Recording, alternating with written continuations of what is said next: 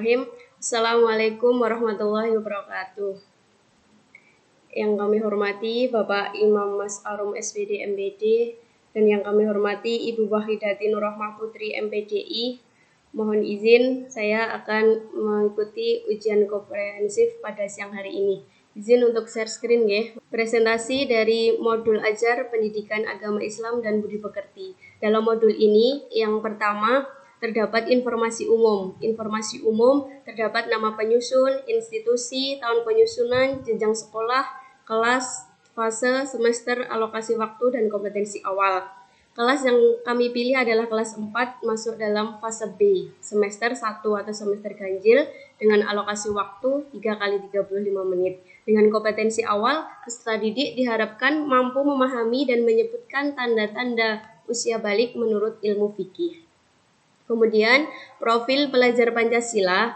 Yang pertama, ada beriman dan bertakwa kepada Tuhan Yang Maha Esa dan berakhlak mulia, dengan melatih peserta didik berdoa sebelum dan sesudah belajar dan menjalankan kewajibannya setelah usia balik. Kemudian, sarana dan prasarana. Yang pertama, ada alatnya yaitu LCD proyektor, laptop maupun speaker. Kedua, materi dan sumber bahan ajar yang meliputi buku siswa Pendidikan Agama Islam dan Budi Pekerti kelas 4. Kemudian target peserta didik yaitu peserta didik reguler kelas 4. Dalam modul ajar ini menggunakan model pembelajaran Problem Based Learning atau PBL. Selanjutnya kompetensi inti. Kompetensi inti ini meliputi A. Tujuan pembelajaran. Kemudian yang B, kriteria ketercapaian tujuan pembelajaran yang meliputi 1. Peserta didik dapat menganalisis tanda-tanda balik bagi laki-laki menurut ilmu fikih dengan benar melalui pengalaman hidupnya. Yang C, ada pemahaman bermakna. Terdiri ada 2, yaitu mengetahui tanda-tanda balik menurut ilmu fikih dengan baik dan benar, kemudian memahami perbedaan tanda-tanda balik bagi laki-laki dan perempuan menurut ilmu fikih dengan baik dan benar. Kemudian dalam modul ajar ini juga terdapat pertanyaan pemantik yang terdiri dari 4 pertanyaan pemantik yang kami susun. Yang selanjutnya persiapan pembelajaran. Nah, sebelum melakukan pembelajaran, guru akan menyiapkan kebutuhan pembelajaran. Yang F adalah kegiatan pembelajaran yang mencerminkan penerapan pendekatan PBL, Problem Based Learning. Dalam kegiatan pendahuluan dengan alokasi waktu 15 menit yang terdiri dari 7 rangkaian kegiatan. Kemudian dalam kegiatan inti ini dengan alokasi waktu 80 menit ya melalui model problem based learning yang terdiri dari 5 tahapan atau sintak. Yang tahap pertama adalah tentang memberikan orientasi masalah. Pada tahap kedua, guru mengorganisasi peserta didik untuk belajar. Pada tahap ketiga, guru melakukan membimbing penyelidikan. Pada tahap keempat, mengembangkan dan menyajikan hasil karya. Pada tahap kelima, menganalisis dan mengevaluasi proses pemecahan masalah. Nah, 5 tadi adalah tahap-tahapan atau langkah-langkah atau sintak dalam penerapan model problem based learning. Yang ketiga adalah kegiatan penutup dengan alokasi waktu 10 menit. Poin G tentang asesmen. Dalam modul ajar ini disusun ada 3 jenis asesmen. Yang pertama, asesmen diagnostik, yang kedua, asesmen formatif, dan yang ketiga, asesmen sumatif. Kemudian H, pengayaan dan remedial. Kegiatan remedial dan pengayaan ini dilakukan jika diperlukan. Kemudian yang I, tentang glosarium. Yang ke C, tentang daftar pustaka. Demikian Bapak dan Ibu presentasi dari modul ajar saya. Antara RPP dan MA itu lebih mudah mana?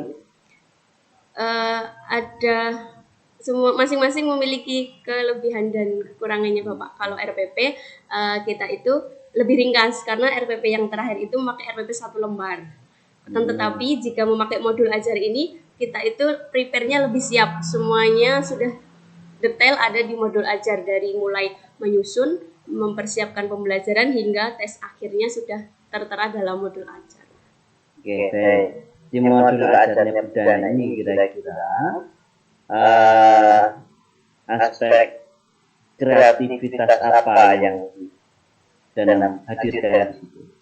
Untuk kreativitasnya saat diskusi kelompok Bapak. Jadi diskusi kelompok itu setiap anak akan kami kasih lembar kerja. Di situ ada pertanyaan untuk masing-masing kelompok. Nah, itu anak-anak akan secara mengalir menjawab mestinya sesuai dengan pengalaman hidupnya. Seperti itu, Pak. Ya.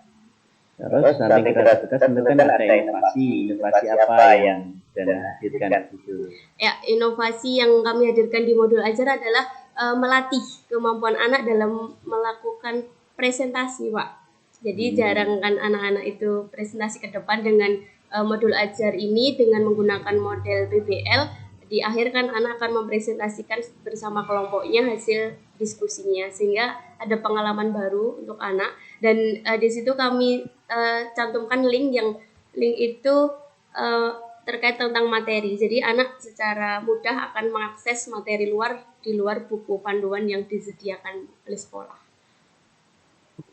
Modelnya apa? PBL, Bapak. PBL ya. Oke. Terus di dalam pelaksanaannya kan itu tentu ada proses-proses dalam pelajaran itu terkait creative learning, critical learning, critical thinking, reflective thinking, sama decision making. Itu lebih banyak yang bagian mana yang saudara belajar? Itu di kegiatan inti, Bapak. Jadi di kegiatan itu awalnya kami menampilkan video. Ada video tentang seorang anak yang mengalami mimpi basah, dia melakukan percakapan, sehingga di situ kami tanyakan di pertanyaan pemantik kepada anak, apa itu mimpi basah? Dengan melihat video yang ditayangkan, anak berpikir dan merefleksikan diri, oh saya pernah seperti itu. Ada yang sudah tahu, iya Bu, saya pernah seperti itu Bapak. Kalau pengalaman bertanya tentang disajikan video, kemudian anak menjawabnya. Ya. Adanya LCD dan perangkat itu sebenarnya untuk apa pembelajaran? Untuk membantu dan mendukung proses pembelajaran, memberikan contoh-contoh kayak kebutuhan anak yang audiovisual, dia lebih mudah menerima materi pembelajaran ketika melalui video maupun suara yang dari speaker, Bapak. Oke. Kalau di dalam pembelajaran itu kan tadi itu namanya kalimat matematik ya. Yeah. Matematik fungsinya untuk apa? Untuk mengecek kemampuan awal anak, supaya anak bisa berpikir kritis, berpikir lebih dari materi yang kita sajikan, lebih ke realnya juga, Bapak. Oke, terus masuk ke asesmen. Dalam proses asesmen itu lebih banyak menggunakan asesmen yang mana? Asesmen yang formatif itu kami pakai ketika pelaksanaan diskusi kelompok, Bapak. Kemudian setelah selesai materi, setelah selesai presentasi, menggunakan asesmen sumatif di akhir materi ini untuk mengetahui kemampuan anak pada materi yang disampaikan pada hari itu. Coba dibaca yang nomor 1, 7, dan 10. Silakan. A'udzu billahi minasyaitonir rajim. Bismillahirrahmanirrahim. Waqsid fi masyika waqdud min sautik.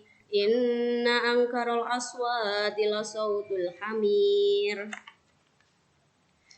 Laqad khalaqnal insana fi kabad. Ayahsabu an la yaqdiru alaihi ahad. Wa qala rkabu fiha bismillahi majreha wa mursaha inna rabbi laghafurur rahim. Ya ayyuhalladzina amanu la yaskhar qaumun min qaumin asa ay yakunu khairam minhum wala nisa'un min nisa'in asa ayyakunna khairam minhun wala talmizu anfusakum wala tanabazu bil alqab bi'sal ismul fusuqu ba'dal iman wa man lam yatub fa ulaika humudz zalimun. Shadaqallahul azim. Baik, bacanya sudah lancar ya. Bawa alat tulisnya, silakan untuk menuliskan surah Al-Kautsar. Terima kasih atas bimbingannya dan masukannya untuk Pak Imam dan Ibu Wahidah. Dari kami, Assalamualaikum warahmatullahi wabarakatuh. Assalamualaikum warahmatullahi wabarakatuh.